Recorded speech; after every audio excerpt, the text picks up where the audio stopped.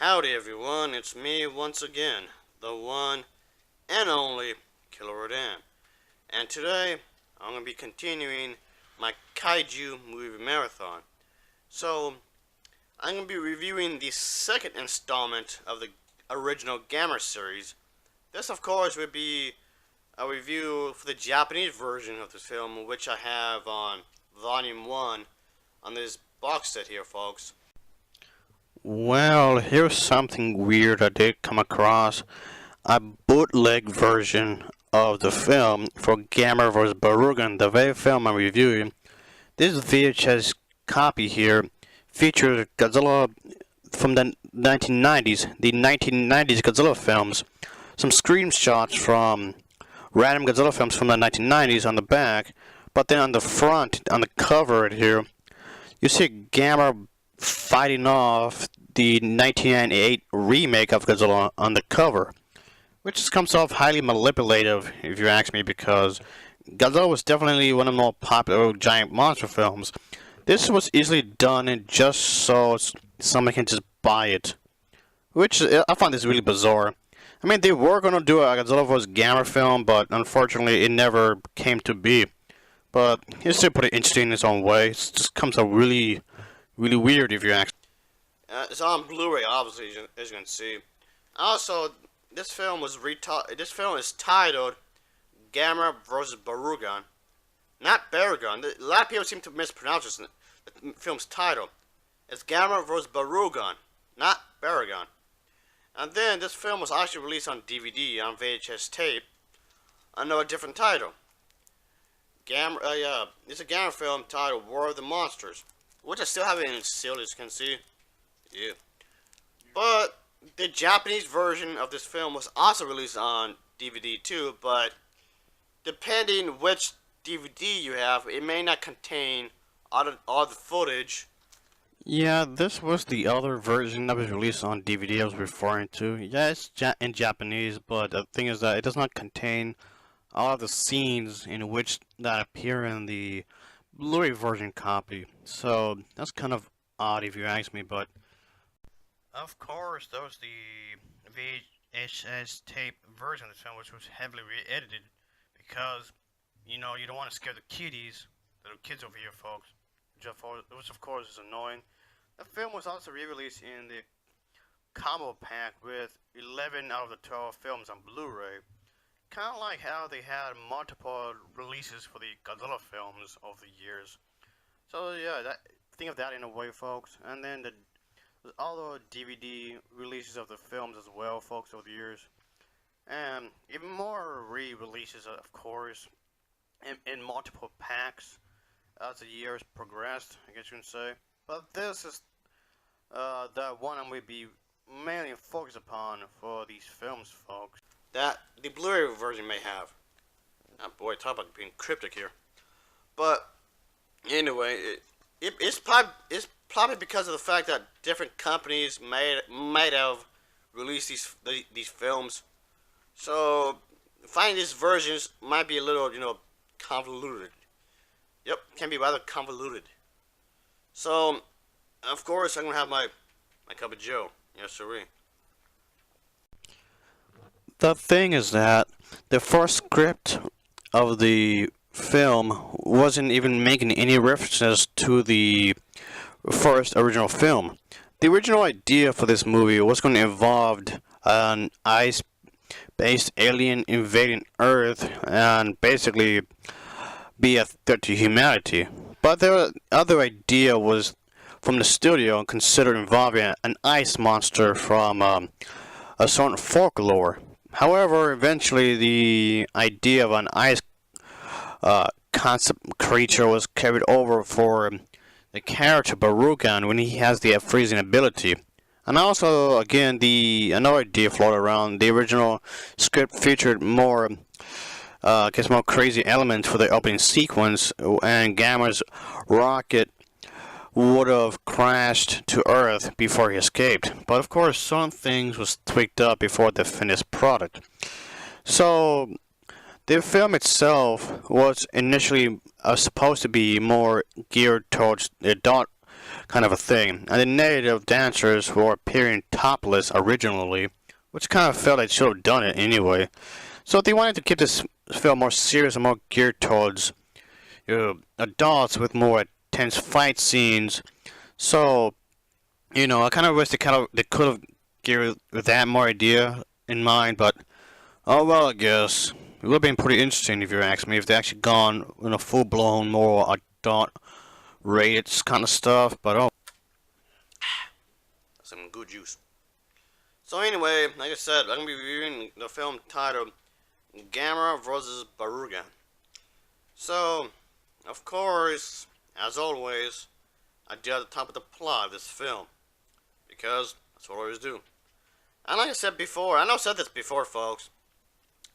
If I review one entry of the franchise, of any series of films, I might as well review them all. Because I'm OCD like that. So anyway, that's a total of 12 Gamera films so far at the time of the recording of this film review. So, I'll review all of them until whenever the company makes another one. If they make another one.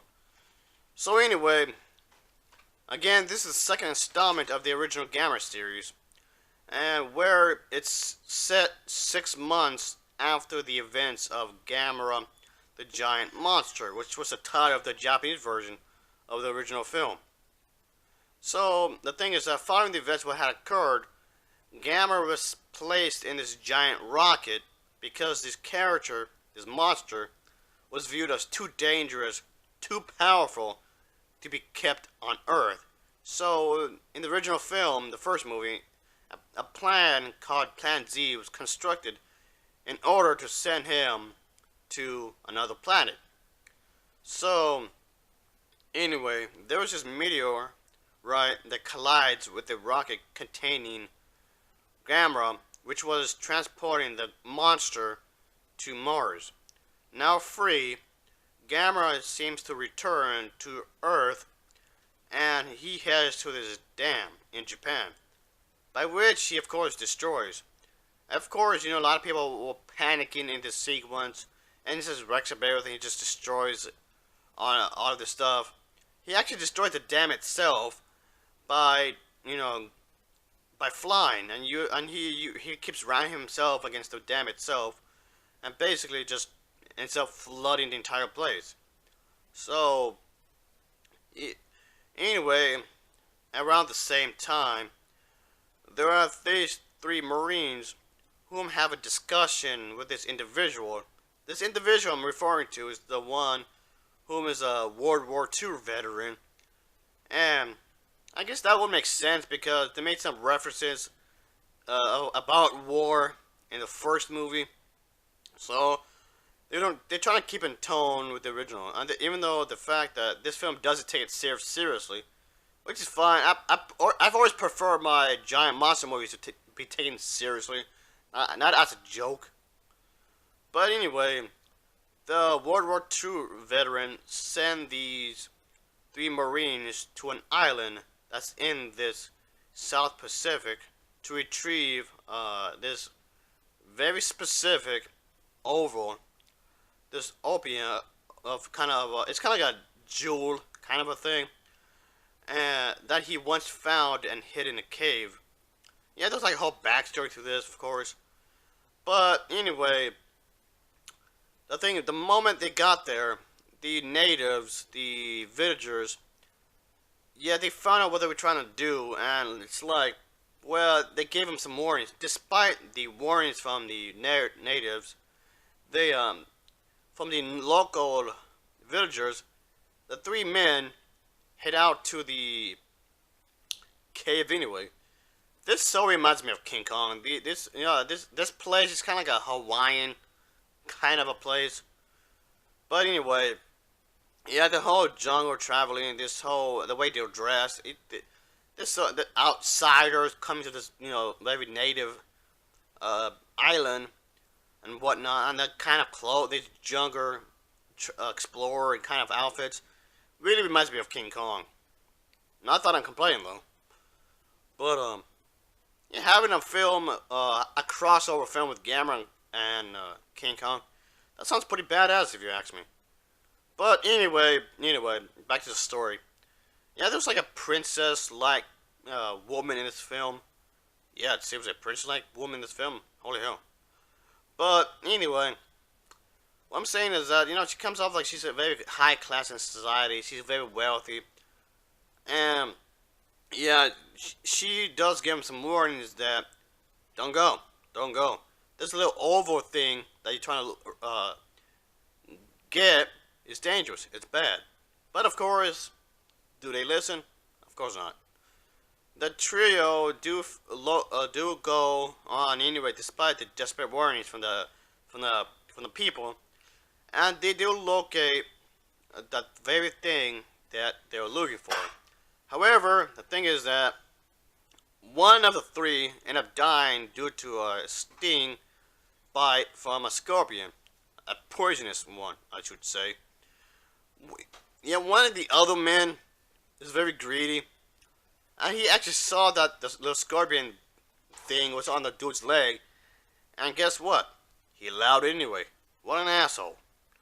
So, but of course, yeah, why this this doesn't come off like out of place or anything, because the death of this of one of the men will become more relevant later on in the story, and the whole greedy, mean guy I just mentioned will become more relevant later on in the story as it progresses. Even though World War II relevant I just brought up a moment ago, he as well will have some relevance after during the process of the film.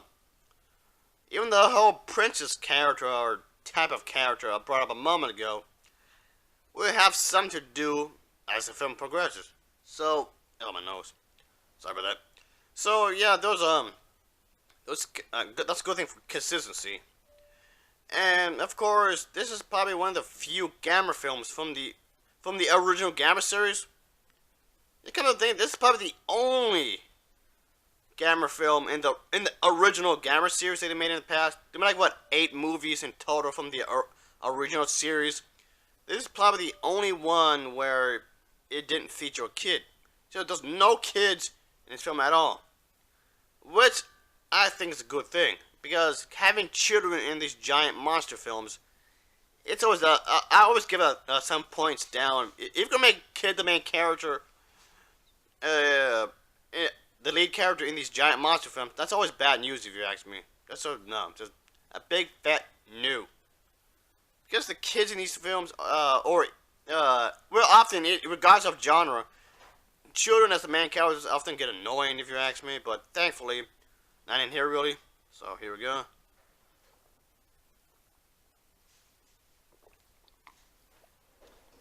Alrighty, some tasty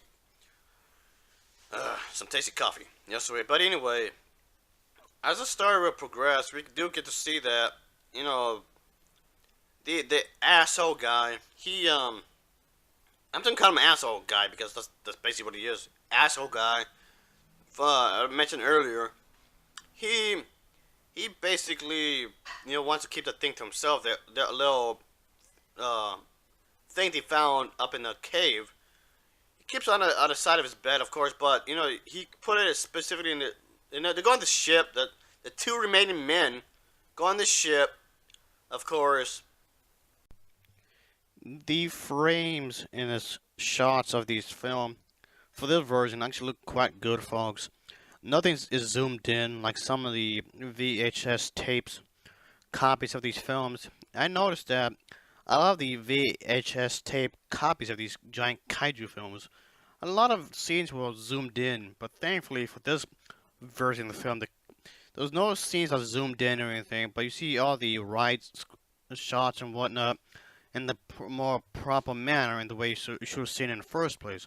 So again, I can't stress this enough. This is the unedited Japanese version I'm reviewing here, folks. Of course, with the English subtitles if you don't understand the language, but at least you have that going on there, folks, which of course is pretty cool. Of course, eventually we're going to see the giant monsters, of course, when this little thing that was carried from the island finally hatches when it gets too heated up. So, yeah, we are introduced with the monster Barugon. And just like how Gamera had something of an origin story in the previous film, Barugon of course has a origin story kind of a thing going on here too. So yeah, Barugon is supposed to be part of this evil myth around him, but unfortunately he was unhatched and just basically started running rapid. And Barugon, yeah, he has his own powers, of course, just like Gamera does. Yeah, he can shoot out just like this kind of spray thing that freezes everything, basically. And not only that, he also has like a rainbow thing that he shoots from his back, as others may seem. So, of course, the military has to do something, about this. And now they have two monsters to fight off. As if fighting off one monster was bad enough, they got two of them to take care of. Yeah, talk about hell. But anyway, so I thought this was actually a pretty good follow-up to Gamera the Giant Monster. And due to the commercial success of Gamera the Giant Monster, this film actually had a much bigger budget than that film, and you can tell they had more money put into it. I mean, while it does look cheap compared to movies nowadays, but you can obviously tell that this film had a bigger budget compared to the other one. And the overall film does have it has like a classy feel to it, which I think is a good thing, of course. And yeah, some people said this was a bad movie, which I think is unfortunate because there was some obvious effort being done into this. I thought it was pretty good. I thought it was a pretty solid film. Like I said, it feels like it feels classy in some ways because the people who made this film took this movie seriously. They took effort to make this film. The only negative thing I can think of that was for this film was that it barely has Gamera in it. By which I mean he's barely in this film. I mean, yeah, he's in the beginning. He's in the very beginning of the film. He's destroying the one dam sequence I was talking about earlier. I think he was in the fight scene with the first fight between Barugon, and then he appears again and doing the final battle at the end of the movie. That was about it. He only made 3 appearances in this film, even though it says Gamera vs. Barugon. What the hell? Yeah, that's like my only real complaint about the film, really. But anyway, I thought this film was other than that, folks, I can say that this was a pretty good film. In Japan, Gamera vs. Barugon was released on April 17th, 1966. However, the American version of this film never had a theatrical release in the United States. And so it was actually first shown in the United States by the American International Television as War of the Monsters, with the English dubbed version, of course. So, of course, the film was later reissued to television and home video later on, of course. So, overall, I can't say that this one's pretty good, folks. I actually quite enjoyed this one overall. And I can say that this one is definitely worth the watching. And as for the Blu-ray, like I said in my previous review, there are no special features. There was no documentary. There was no nothing. And depending on the DVD version that you could purchase, may or may not have some special features. You expect that this could have some special features, but this one doesn't. But which I thought was pretty ridiculous if you ask me, but whatever, I suppose. So, anyway, I actually thought this was a better film than the first one. So this was a good sequel. One of those sequels, those rare sequels, that was actually an improvement over the first movie. And one of the biggest complaints I kind of had for the first movie is it had a kid in it from the first movie. I mean, granted, in the first film, the kid was not It was not a major character, but he did show up from time to time. So I was so happy that in this film there were no kids at all. No kids. Because for some odd reason, I guess because of the writing or something. I don't know. But when it comes to giant monster movies, kaiju films, kids are always annoying in kids films. Kids are always annoying in kids movies. But whatever, I suppose. Whatever. But the thing is that out of the original Gamera series, this was my favorite one. This was definitely my favorite one. Out of all the original Gamera films, this was definitely my top favorite one overall.